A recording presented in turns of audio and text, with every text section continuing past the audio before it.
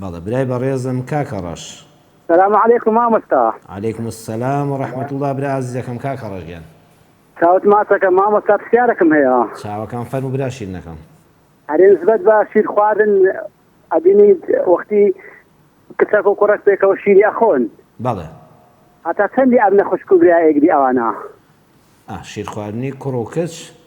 بەڵێ حەینەبی لە کچکە و لە گەورەکان چەندیان ئەم نەخۆشک و برا. بەڵێ بەسەر چاو. چاوت ماسەکە مامۆستا ڕێز هەیە. ئینشاڵڵا برا شیرنەکەم کاکەڕەشگیان خوای گەورە بتان چاو. کاکەڕەش فەرمووی شیر خواردنی کوڕ و کچ. شیر خواردنی کوڕ و کچ چەندیان دەبنە خوشک و برا. کاکەڕەش برای شیرینم هەموو موسڵمانانی بەڕێز بینەران. کوڕ و کچێک کە شیر دەخۆن بە یەکەوە دەبێت تەمەنیان یعنی تەمەنی ئەم کوڕایان ئەم کچەکە لەم مافرەتە شیر دەخوات تەمەنی لە 2 ساڵ کەمتر بێ.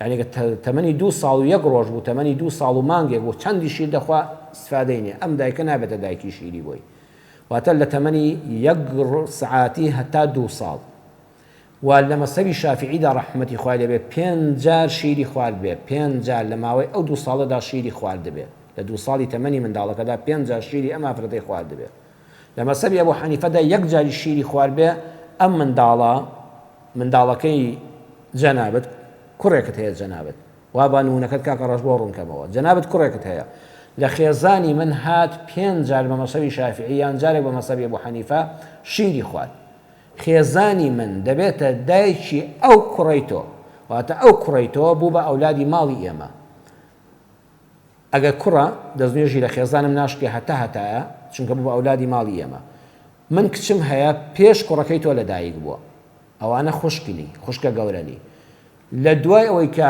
کوڕەکەی جەنابەت لەگەڵ کچەکەی مناکە بە بەرمەمکانەوە بە شیری خواردووە ئەمان دەبنە خوشک و برا دوای خێزانی من چەند کچی تری دەبێ ئەم کوڕیتۆ ئەوانەشی هەموو لێ حرامن بۆی زۆرجار لە کوردەواری ئەڵێن ئەوانەی لە پێش ئەوەوە لەدایک بوون یان ئەوەی کە لە دواوە لەدایک دەبن نا ئەوا تێبگە کوڕەکەی جەنابەت خێزان شیری تێدا نەبووە هێناوتانە لە ماڵی ئێمە لە خێزانی من شیری خواردووە ئەو کوڕی جەنابەت هەموو کچەکانی ماڵی منی پێ حرامە هەموو کچەکانی ماڵی منی پێ حرامە بەڵام جەنابەت کوڕێکی ترت هەیە هیچ شیری لە خێزانی من نەخواردووە کوڕەکانی ترت هەموویان کچەکانی منیان پێدەشیا بە مەرجێک ئەو کچەی منیش شیری لە خێزانی تۆ نەخوارد بێ و ئەگەر ئەوەی کە منداڵی جەنابەتە کچ بوو هات شیری لە خێزانی من خوارد هەتا لە من حرامە چونکە بوو بە کچی شیری منیش و هەموو کوڕەکانی من ئەوەی لەمەوە پێش لەدایک بوون ئەوەی کە شیری لەگەڵ کچەکەتا خواردووە ئەوەی کە لەمەوەدا کوڕەکان لەدایک دەبن